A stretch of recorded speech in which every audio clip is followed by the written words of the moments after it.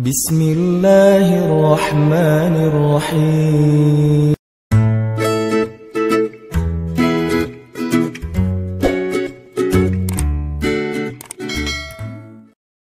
Qala atastabdiluna alladhi huwa adna billadhi huwa khair. Apakah kalian meminta untuk menukar sesuatu yang buruk dengan sesuatu yang lebih baik? Maksudnya apa? Kenapa kalian ingin dibayar oleh Allah dengan dunia ketika kalian beriman? Kalau mereka Bani Israel itu kalau beriman hitung-hitungan banget. Habis beriman harus rezekinya berlimpah. Habis beriman harus terbebas dari segala masalah. Habis beriman harus dimanjain banget dunianya. Itu pola pikir Bani Israel. Sedangkan para nabi dan orang-orang yang beriman enggak kayak gitu cara berpikirnya. Setelah beriman Allah uji, maka mereka mengatakan, ini untuk melihat apakah saya jujur dalam iman atau munafik. Seperti kata Bilal. Ketika Bilal beriman, dengan qadarullah dia ketahuan imannya oleh tuannya Umayyah bin Khalaf. Lalu disiksa oleh Umayyah bin Khalaf. Setelah disiksa berhari-hari, Umayyah ngomong gini, Bilal, mana Tuhan kamu? Coba lihat tuh, kamu disiksa-siksa, Tuhan kamu gak pernah ngebelain kamu, Muhammad juga gak pernah ngebelain kamu. Jadi kamu tuh sebetulnya kasihan, tinggal sendiri, gak pernah dibelain oleh siapa-siapa. Kalau gak saya nyelamatin kamu, kamu akan celaka, wahai Bilal. Apa kata Bilal? Ya Umayyah, udah gak bilang lagi Tuhan, dia mah udah beriman, gak ngomong lagi Tuhan, gak ngomong lagi gitu. Kalau saya diuji atau disiksa karena keimanan saya, itu berarti Allah ingin melihat kesabaran saya. Maka kalian akan melihat sabar saya lebih kuat daripada sabarnya orang Arab. Karena orang Arab Mekah itu terkenal dengan keteguhan dan kesabarannya. Saya akan lebih sabar daripada laki-laki Arab dan akan lebih kuat daripada gunung Uhud. Bilal tahu itu. Jadi bukan, ya juga ya Umayyah, udah deh balik lagi aja kayak dulu. Enggak, Bilal mah gak ngomong kayak gitu. Kan orang suka pundung gitu ya. Pundung fisabilillah. Baru hijrah Allah kasih ujian pundung. Aduh, sama aja udah hijrah gak hijrah tetap aja gak bisa dapat jodoh. Gitu kan. Akhirnya udahlah sekalian kayak dulu aja. Aduh sama aja, ternyata udah rajin ngaji, belum kelihatan juga ke atas, masih aja gak ada yang kecantol misalnya kan ya. Aduh udah rajin udah pindah kerjaan, tetap aja belum dapat kerjaan yang lebih baik. Kata Allah, wa may yattaqillah yaj'al lahu makhraja. Mana? Wa yarzuqhu min haitsu la yahtasib. Mana tuh? Jawabannya Allah berikan itu setelah Allah lihat kesabaran kita. Kalau Allah belum melihat kesabaran kita, Allah enggak akan kasih apa yang Allah janjikan. Karena yattaqillah bukan hanya taubat tetapi sabar, itu satu paket. Takwa itu at-ta'ah was sabr, itulah takwa. Taat dan sabar, itulah takwa. Wa may yattaqillah, siapa yang taat lalu sabar, baru Allah janjikan yaj'al lahu makhraja wa yarzuqhu min haitsu la yahtasib wa may yattaqillah yaj'al lahu min amrihi yusra wa may yattaqillah yukaffir anhu sayyi'atihi wa yu'zim lahu ajra. Itu semua janji Allah bagi orang yang takwa, dan takwa itu taat dan sabar. Kalau taat doang tapi enggak sabar, pundung tadi, maka Allah tidak punya janji apapun dengan dia. Ini logika yang dipakai oleh Allah, hitung-hitungan matematikanya Allah Subhanahu wa taala, sehingga kita tidak kecewa. Coba teman-teman buka surat As-Saffat surat 37. Surat As-Saffat surat 37 ayat 51.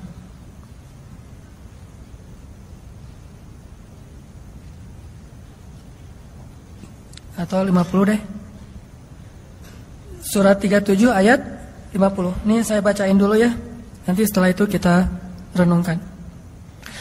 Bismillahirrahmanirrahim. فأقبل بعضهم على بعض يتساءلون قال قائل منهم إني كان لي قرين يقول أئنك لمن المصدقين أإذا متنا وكنا ترابا وعظاما أئنا لمدينون قال هل أنتم مطلعون فاطلع فرآه في سواء الجحيم قال تالله إن كدت لتردين ولولا نعمة ربي لكنت من المحضرين أفما نحن بميتين إلا موتتنا الأولى وما نحن بمعذبين إن هذا لهو الفوز العظيم لمثل هذا فليعمل العاملون أذلك خير نزلا أم شجرة الزقوم. Ini adegan yang tadi saya kisahkan di surga dan neraka. Fa'aqbala ba'duhum 'ala ba'dhi yatasaalun. Orang-orang di surga nanti saling kenal lagi tuh. Kita tuh cuma enggak kenal sesama kita tuh cuman awal-awal berbangkit doang. Likulli imri'in minhum yawma idzin sya'nu yughnih. Itu cuma berlaku pada saat awal bangkit. Ketika kita awal bangkit dari kubur tuh kita enggak akan saling kenal. Enggak mikirin, siapa kok kamu di sebelah saya? Enggak. Enggak usah dilanjut. Nanti jadi enggak benar. Udah aja gitu ya. Jadi pas awal berbangkit kita tidak saling kenal dan semua dibangkitkan kata Nabi dalam keadaan tidak berbusana dan tidak dikhitan. Kata Aisyah, aduh malu sekali hari itu. Kata Nabi, ya Aisyah, bagaimana seseorang bisa merasakan malu padahal hari itu hari ketika setiap orang sibuk dengan urusannya sendiri-sendiri. Seorang ayah lari dari keluarganya, suami lari dari istrinya dan seterusnya. Tapi setelah adegan itu manusia nanti akan saling kenal lagi. Makanya muncul adegan saling memberi pertolongan, saling menghujat, saling menimpakan dosa-dosa, saling menuntut. Itu berarti udah kenal. Nah di surga manusia saling kenal lagi tuh. Sehingga kata Allah, fa'aqbala ba'duhum 'ala ba'dhi yatasaalun. Manusia akan bertemu lalu saling bertanya. Kata mereka, ini kana li qarin loh. Ada lohnya. Ini kana li qarin. Apa artinya? Dulu saya tuh punya teman loh, kata dia. Ini kata dia sama orang yang penduduk surga. Apa temannya? Teman yang tadi di dunia yang saling berlomba-lomba dalam 1.000 dinar. Yang satu 1.000 dinar beli istana, yang satu lagi 1.000 dinar beli istana di surga. Yang satu 1.000 dinar nikah di dunia, yang satu lagi nikah di surga. Yang satu lagi 2.000 dinar beli kebun di dunia, yang satu lagi 2.000 dinar beli di surga. Qarinun, teman dekat saya ketika di dunia. Yaqulu ainnaka laminal musaddiqin. Apakah kamu sungguh-sungguh termasuk orang yang membenarkan hari berbangkit dan seterusnya sampai kalimat qala hal antum muttali'un. Berkatalah pula ia, maukah kamu meninjau temanku itu? Kata dia kepada siapa? Kayak tadi kepada malaikat. Malaikat, tolong cariin dong teman saya yang ini. Oh, ini mah enggak ada di daftar surga. Dia mah di neraka. Oh, gitu ya. Udah pergi aja ke jendelanya surga. Lalu melihat ke arah neraka. Ketika bertemu di neraka, fattala'a itu gini. Jadi ittala'a itu ngelihat itu kayak melongo gitu. Kan surga di tempat yang tinggi, neraka di tempat yang rendah, yang dalam. Dari surga dia ngelihat ke bawah, ke neraka. Fattala'a, ayat berapa tuh?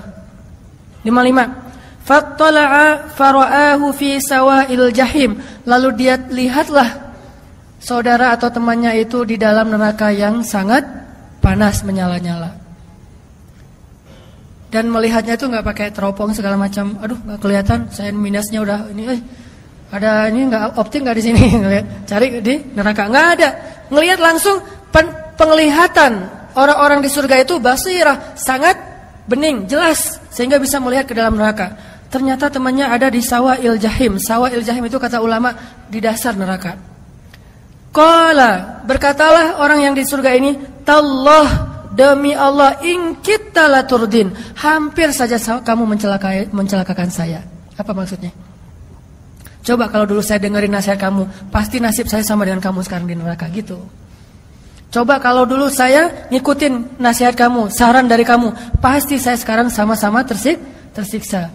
Qala tallahi in kita laturdin Walaula ni'matu rabbi lakuntu minal muhdharin. Kalau bukan karena nikmat Allah yaitu hidayah yang membolak-balikan hati, saya pasti akan termasuk di antara orang-orang yang disiksa.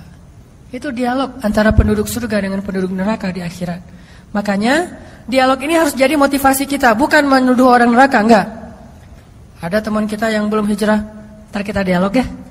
Enggak usah gitu, itu mah sombong ya. Baru ngelihat teman kita yang misalnya masih mabuk gitu ya. Ntar kita dialog ya. Aku mah di atas, kamu di bawah. Maksud lo apa? Kamu di neraka, saya di surga. Nanti lihat kita, lo baca aja di surat As-Saffat. Saya yang akan ngomong kayak gitu ke kamu. Enggak boleh kayak gitu. No judgment ya, enggak boleh menghakimi orang lain. Cuman ini bukan untuk menghakimi orang lain, tapi untuk memotivasi diri kita. Beda ya. Bukan untuk menghakimi orang lain, tapi untuk memotivasi diri kita. Karena bisa jadi orang yang tadi kita hakimi ternyata sama-sama di surga. Kita sama-sama di surga kata dia. Nggak ada dialog yang seperti kamu gambarin. Oh gitu ya, nggak jadi dialognya. Nggak jadi, soalnya saya udah hijrah juga misalnya. Dialognya jadi fa'aqbala ba'dhum ala ba'dhin yatasaalun. Dialognya tuh di ayat yang tadi pertama, saling sama-sama di surga. Kalau di Al-Waqiah, yatufu alaihim wildanun mukhalladun bi akwabi wa abariqa wa ka'sim min ma'in la yusaddauna anha wa la yunzafun. Jadi nanti mereka lagi ngobrol gitu ya, terus lewat pelayan-pelayan anak muda yang mukhalladun, yang kekal, bawa ka'sin, gelas-gelas bening dari permata dan menuangkan khamar. Jadi kita minumnya di surga itu khamar, tapi khamar berkualitas tinggi. Yang kalau di dunia mungkin tidak ada nilai yang sanggup membayar khamar itu. Satu tetesnya aja lebih mahal daripada dunia dan seisinya. Sedangkan khamar di dunia, kadang kita ada khamar yang di beberapa kafe itu satu gelasnya atau satu botolnya 5 juta. Saya pas ngelihat harganya, wah 5 juta, mending saya kredit motor nih. Namanya juga orang pas-pasan. Orang 5 juta itu untuk minum doang tuh. Kita 5 juta lumayan bisa modal usaha. Di dunia aja khamar bisa 5 juta satu botol. Di akhirat satu tetesnya lebih mahal daripada dunia dan seisinya. La yusaddauna anha wa la yunzifun. Tidak akan mabuk orang yang meminum minuman itu. Minum sesukanya, lezatnya lebih lezat, tetapi tidak akan menghilangkan pikiran atau akal mereka. Jadi kita tos, gimana dulu di dunia? Wah, kenapa kamu mabuk gitu? Ternyata dia bawa dari gitu ya, nggak boleh ya, nggak boleh Pak. Saking ada sahabat yang kayak gitu, ada mau mati aja bawa khamar, bukan ke surga bawa khamar ya, mau mati aja bawa khamar. Siapa dia? Seorang sahabat Nabi yang udah hijrah tapi nggak bisa berhenti minum. Cuma itu doang yang dia belum bisa hijrah, yang lain udah hijrah. Sehingga dia berdoa, dia bilang ke anak-anaknya, wahai anak-anakku, kalau ayah nanti meninggal, kuburkanlah ayah di bawah pohon anggur. Sehingga buah-buah anggur yang jatuh ke tanah yang sudah busuk kemudian masuk ke dalam tanah, cairannya itu bisa membasahi tulang-tulang ayah. Coba, saking ediknya dengan khamar. Sampai meninggalnya aja pengen di bawah pohon anggur. Itu artinya bawa khamar ke akhirat. Dia mau meninggal aja bawa anggur tuh.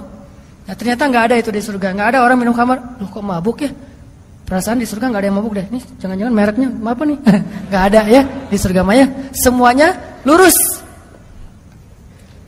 Sehingga dialog itu akan terjadi nanti di akhirat. Ini motivasi buat kita. Sehingga kalau misalnya kita sedikit ngerasa agak kayak kok hidup saya susah gini padahal udah hijrah, bilang aja apa yang ada di sisi Allah lebih baik. Saya udah mudah-mudahan dapat di akhirat. Kalau misalnya orang lain bisa membeli segala macam di dunia, kita belinya lewat sedekah aja, lewat dua rakaat sholat, lewat tasbih. Kita mengatakan misalnya Subhanallahil azim, subhanallahi wa bihamdi. Itu pahalanya apa? Satu kali mengucapkan subhanallahil azim, subhanallahi wa bihamdi, pahalanya Allah tumbuhkan satu pohon kurma di surga. Sehingga satu pohon kurma ini kalau kita berjalan 100 tahun, itu belum keluar dari naungannya, saking rindangnya pohon kurma di surga. Cuma bilang subhanallahil azim, subhanallahi wa bihamdi. Kalau dibalik subhanallahi wa bihamdi, subhanallahil azim, Allah beratkan timbangan kita. Cuma bolak-balik itu aja pahalanya beda-beda. Coba teman-teman lihat orang yang saking semangatnya kerja. Biasanya teman-teman dari etnis Tionghoa misalnya, kan mereka semangat-semangat tuh kalau kerja. Dia jualan, dia punya kafe misalnya, atau punya sebuah stand di mall. Udah punya kafe, masih jualan yang perintilan-perintilan di depan toko tuh. Kadang-kadang jual yang nggak terlalu mahal, Loh kok dia masih mau jualan kayak gitu-gitu padahal dia udah punya kafe. Yang perintilan pun dia lakukan. Lumayanlah buat isi pulsa, lumayanlah buat bensin, lumayanlah buat bayar pembantu. Dia masih mikirin yang kecil-kecil padahal dia udah punya toko yang besar. Kenapa kita sebagai muslim mengabaikan yang kecil-kecil yang Allah tawarkan pahalanya besar? Udah kok, udah tahajud, udah tambahin aja yang perintilan. Subhanallahil azim wa bihamdi. Subhanallahi wa bihamdi wa subhanallahil azim. Itu kan perintilan kan? Kalimatan khafifatan 'alal lisan, habibatan ilar rahman, thaqilatan fil mizan. Subhanallahi wa bihamdi, subhanallahil azim. Itu perintilan loh. Gampang ngucapinnya, tetapi pahalanya luar biasa di sisi Allah SWT. Jadi nggak boleh bilang, kan udah tahajud, kan udah umroh, kan udah tilawah, kan udah. Sama kayak orang tadi, kan udah punya toko. Kenapa masih jualan yang kecil-kecil di depan tokonya? Begitu juga kita. Kan udah tahajud, kenapa masih mikirin subhanallah, subhanallahan? La haula wala quwata illa billah. Itu adalah satu box perhiasan di dalam surga. Disimpannya di bawah arasy, bukan di bawah tempat tidur. Di bawah arasy. Siapa yang mengucapkan la haula wala quwata illa billah, Allah memberikan kanzun. Kanzun itu kayak harta terpendam yang tersimpan di bawah arasy Allah Subhanahu wa taala. Sehingga pas kita nanti masuk surga insyaallah, tiba-tiba Allah mengatakan, "Abdi, hambaku, ini untuk kamu." Ya Allah, ini dari mana? Dari la haula wala quwata illa billah. Wahai hambaku, ini untuk kamu dari mana? Dari subhanallah, dari alhamdulillah, dari Allahu akbar, dari la ilaha illallah. Artinya kalau orang membeli dunia dengan hal-hal yang kayak gini, kita membeli akhirat dengan hal-hal yang seperti itu. Dan wa ma indallahi khair.